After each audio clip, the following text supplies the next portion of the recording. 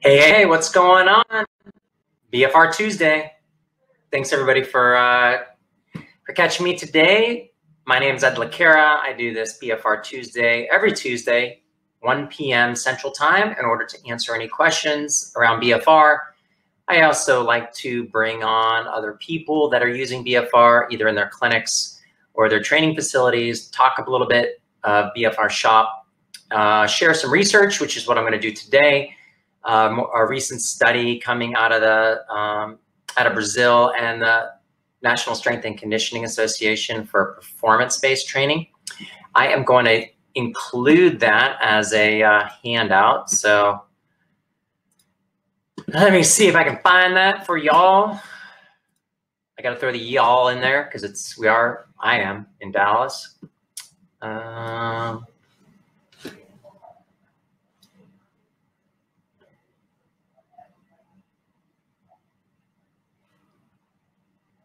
All right. So if you go to the upper top right, there'll be a handout, and it will be the study that we just chat about today. All right, how I like to start these sessions. Again, I try to keep these to, hey Okan from Turkey, thanks for joining. What I like to do is first answer any questions that people have. And then after I answer some questions, then I'm going to go into what I think is relevant and can help our thought process around BFR and our programming and our education. And I typically will spend somewhere between 15 and 20 minutes every Tuesday doing this. This is my lunchtime between patients. So, so yeah, let's get at it. Any questions from the crowd prior to getting into thoughts? Okay, Larry, thoughts on BFR for acute frozen shoulder? Yeah, so I use it, but not as a standalone. I use something called low intensity shockwave therapy. It's I've used many different modalities. Frozen shoulder is the most frustrating condition that I treat. Pretty much has been. We don't know why it comes on. We don't know the exact mechanisms, and we don't know why exactly people get better sooner or later. It seems to have a hormonal component, almost like a reflexive sympathetic dystrophy. Post-traumatic is most commonly why it comes on.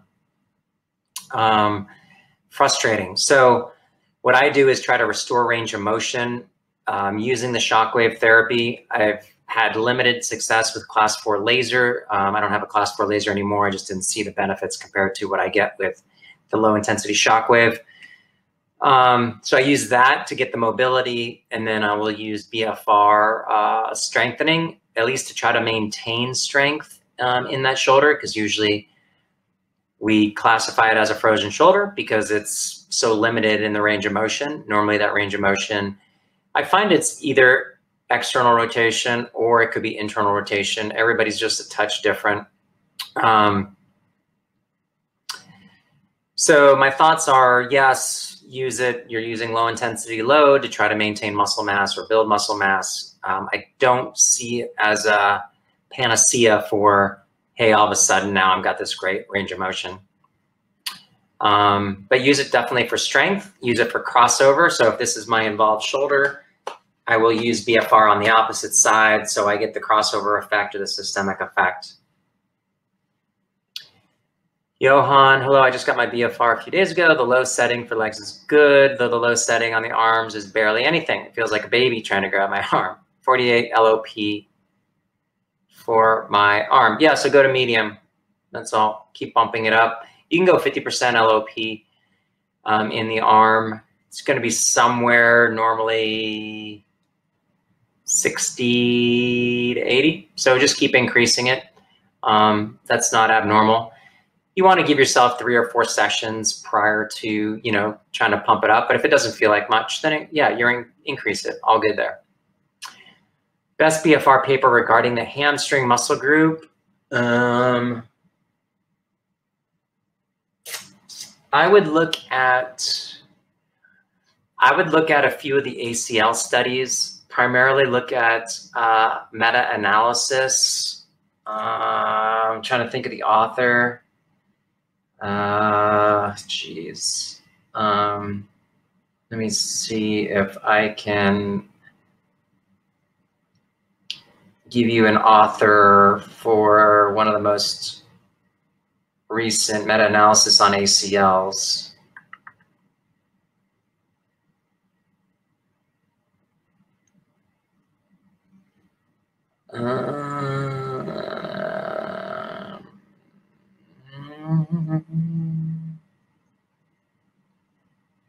I can't think of it. I don't want to spend any time. Yeah, Hughes, that would be a good one. I think that's where you're going to see mostly your hypertrophy of that upper leg. That's the best one. I can't recall any. My data bank is like blanking right now on any that I can think of that would include just hamstring itself, like BFR and a Nordic hamstring curl, or BFR and a Copenhagen for adductors. I can't BFR for glute bridge, in combination with glute bridging. I can't think of anything top of mind. If you come up with anything, let me know, because that'll be interesting. But you should see hypertrophy of the quad and hamstring with some of those BFR studies. All right, cool. Anything else right now? More research is needed regarding the hamstring muscle group. Yeah, I mean, it's such a large problem that I see as underdeveloped hamstring strength and hypertrophy leading to quad dominance. I think it's the major contributor to patellar tendon issues. I think it's a major contributor to at least a large mechanism, the power in women's hamstring as it starts to plateau or actually go down after the age of 12 compared to men, their increased incidence in ACLs. I think that the hamstring plays a huge role in preventing anterior translation of the tibia on the femur.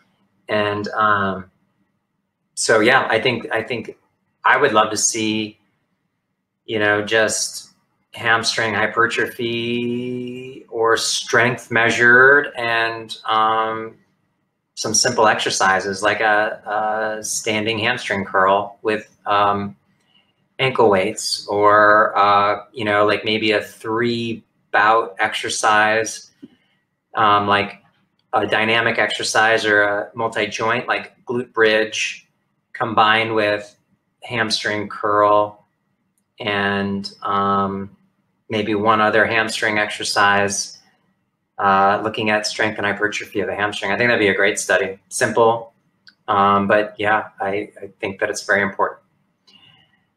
Abe, now that I have my equipment and using it 2 or 3 times a week and other exercises and taking into consideration a 45 to 60 minute schedule, how many times a week should I use my cuffs?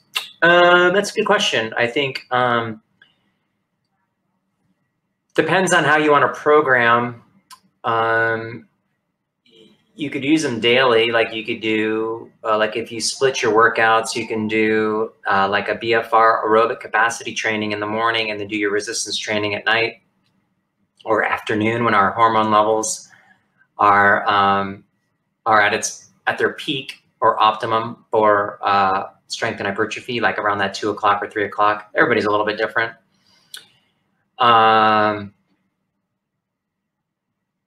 You could do, if you want strength and hypertrophy using BFR or just regular training, you're going to need to train that muscle group at least 2 to 3 times per week. So, you could do legs one day, you could do arms the next day, you could do push-pull, you could do push on Monday, pull on Wednesday. It's up to you, like how much time you have, how much, but just know that if you want a muscle group to grow, I would be more focused versus doing like whole body. Like if you're just wanting general fitness, like, hey, I just want to do general fitness 3 days a week, do a whole body workout, call it good. If you want to really focus on strength and hypertrophy of certain areas, I would make that my focused exercise day. And I would do it at least 2 or 3 times per week. It just, everybody is so different. It's hard for me just to make a general conclusion. So if you want to go offline with me and we can try to set up a training protocol for you, I'd be happy to do that. Sapphire, will BFR cuffs used on the upper legs improve muscle growth for the quads, glutes, or both? I'm quad dominant. I like to emphasize muscle growth in my glutes. That's a great question. I think that was alluding to what we were talking with Okan about. The answer is yes. I do think that there's some importance on programming if you want to focus on glute, because the cuff is below the glute. You're gonna want to pre-fatigue any synergist muscle groups. So pre-fatigue the hamstring, do the hamstring exercise first. Let's say hamstring curl. Okay, let's just do a standing hamstring curl. We'll do it bilaterally. Do the right side, 30, 15, 15, 15. Do the left side, 30, 15, 15, 15. Deflate the cuffs, move on to your next exercise. Make the next exercise a glute exercise. So now you're gonna do a glute bridge. You'll have, when you do your glute bridge, be on your back, knees up, pull your heels really, really tight to your butt.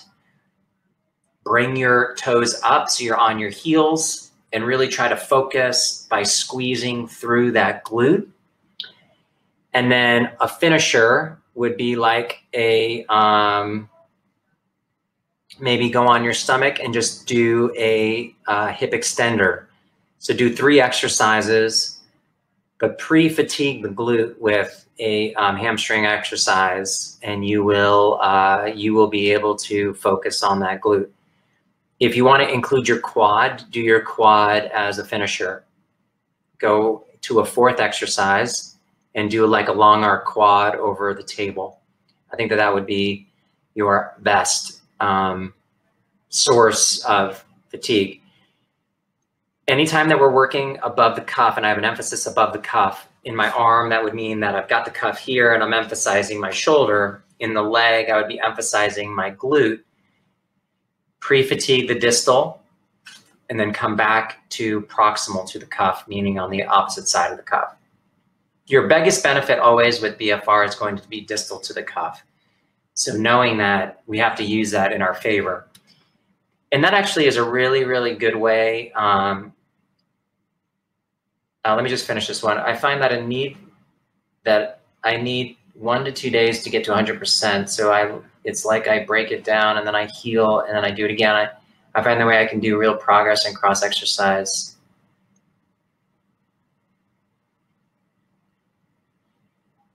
Abel, I don't understand that question. Will you, or that statement, will you just rephrase that? I think there's a couple errors in there, so I'm getting caught up on it. I find that I need 1 to 2 days to get to, 1 to 2 days, I'm thinking recovery. So 1 or 2 days to get back to 100%. Okay, so what I would do then is, here's a situation where you're gonna take let's say you take 2 days off in between body part training.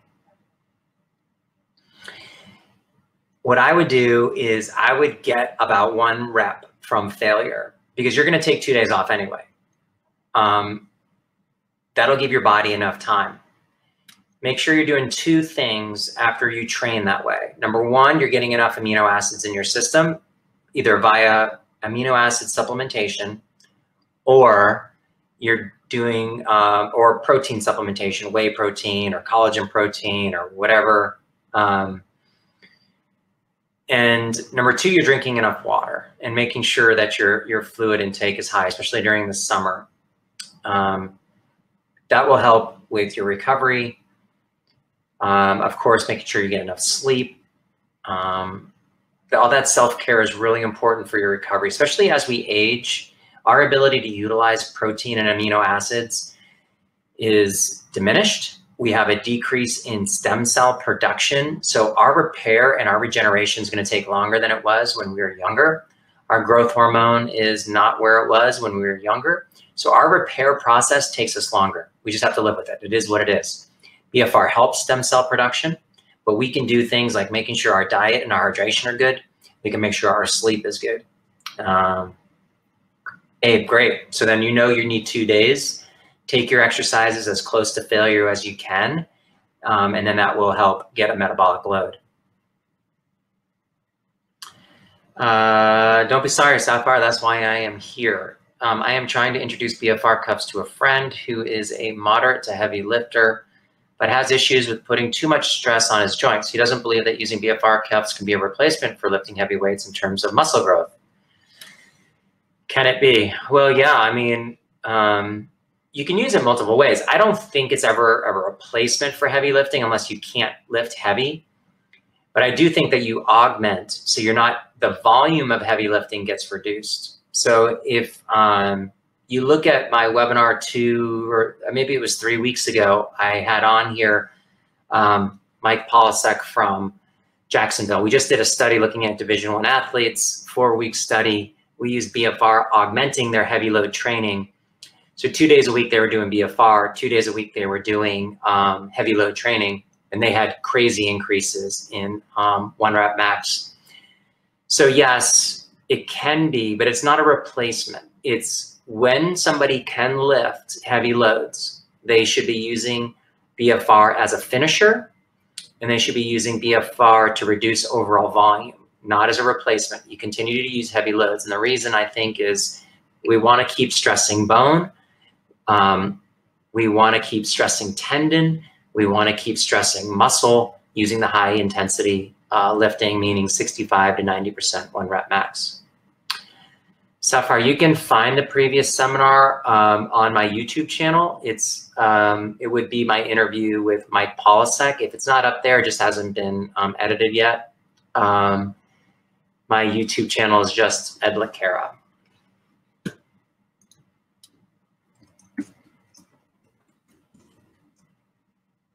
I'll put that in the notes here.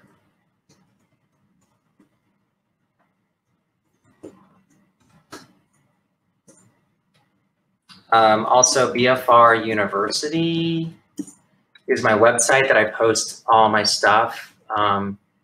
As of recently, I'm putting everything on there just so it separates from my personal kind of rehab and clinic. All right, great questions today. Love it. I appreciate everybody joining.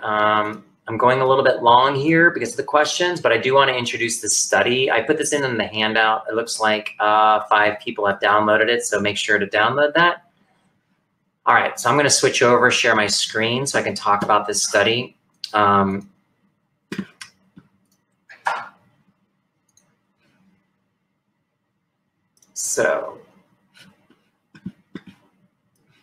right, hopefully everybody can see this. Okay, yep, looks like you can. So I'm going to drop this. Okay, so this was out of the National Strength and Conditioning Research research group, big research group, out of School of Physical Education and Sport out of Brazil. This came to my attention in a group that I'm on Facebook, and the question was, well, BFR doesn't work. Now we know with over 600 studies that that's not true, so of course I wanted to go take a look at it. So the title, BFR blood flow restriction does not promote additional effects on muscle adaptations when combined with high load resistance training, regardless of blood flow restriction protocol. So we just published the study looking at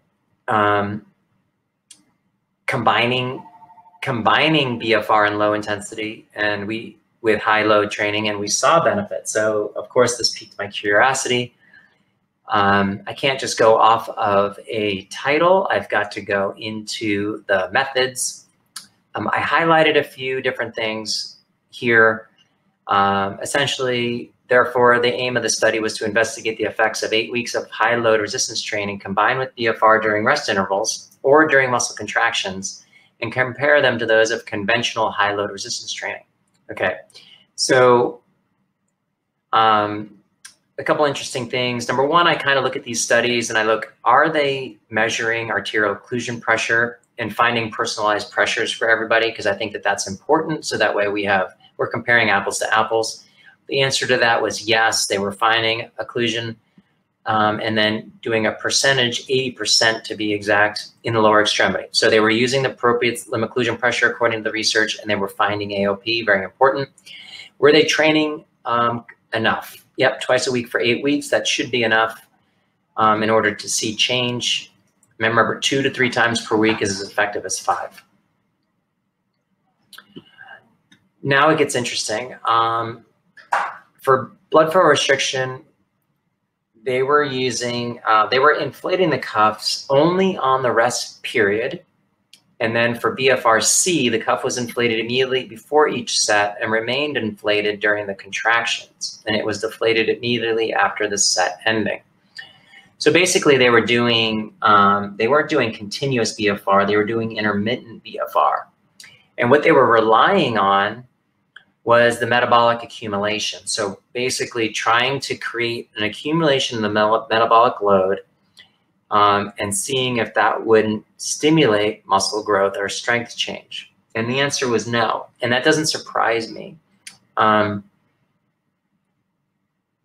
They saw change due to the high intensity training, but they didn't see any additional change with the BFR protocols. So you can go through and read this. I will discuss this, but I'll stop sharing my.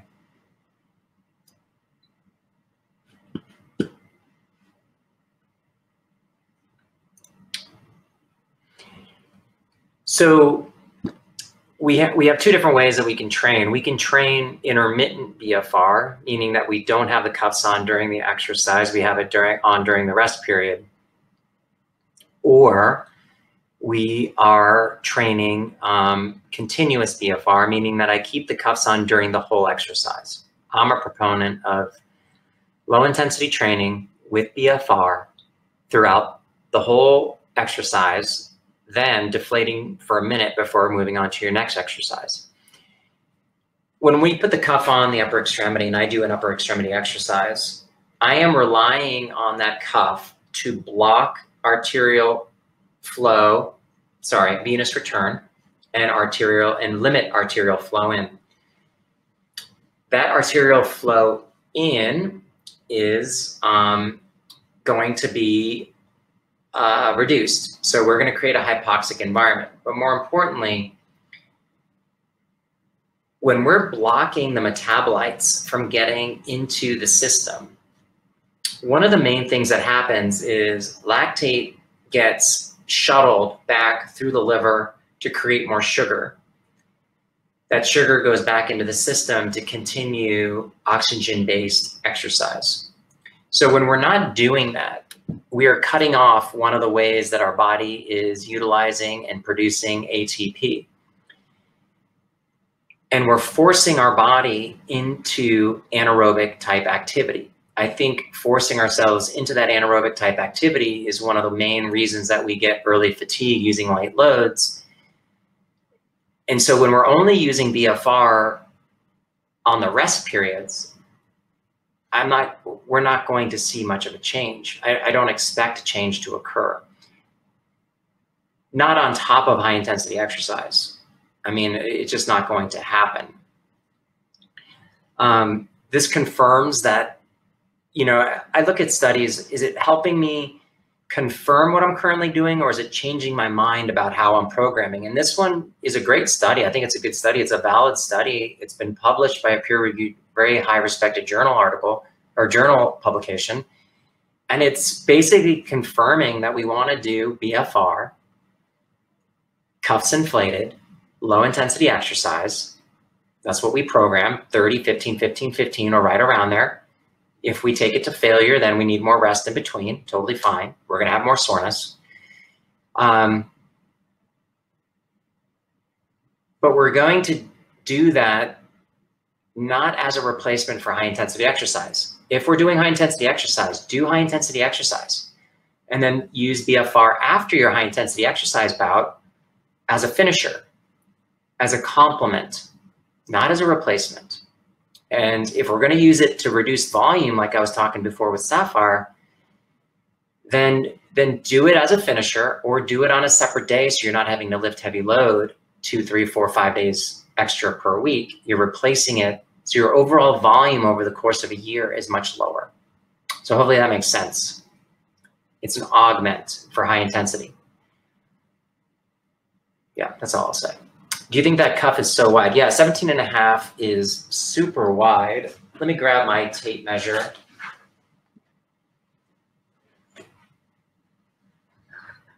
So 17.5 would be this wide.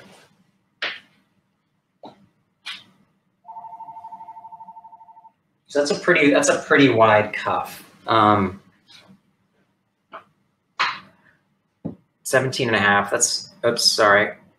Remember, we're in the United States for whatever reason, because have to be different. We have to drive on the opposite side of the road, and we have to use a non-metric system like the rest of the world. Or I'm not used to what 17.5. Like, my brain doesn't even know what that really means. But it's right around 6 3/4 inches, so it's pretty wide. It's okay. Usually that'll require less inflation in order to get to limb occlusion pressure, which is good. Less pressure. It's a little bit less comfortable. So, a little bit narrower is more comfortable. That's why we didn't go so wide. So it's always a happy medium between comfort exercising and safe pressures. So I think it's wide for sure, but it's not out of crazy. All right, my friends, so hopefully that is helpful.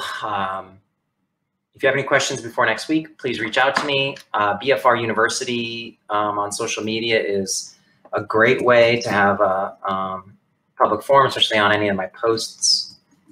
And if you want to see any of the previous webinars, I've been doing this now weekly for, gosh, I think it's been 3 years.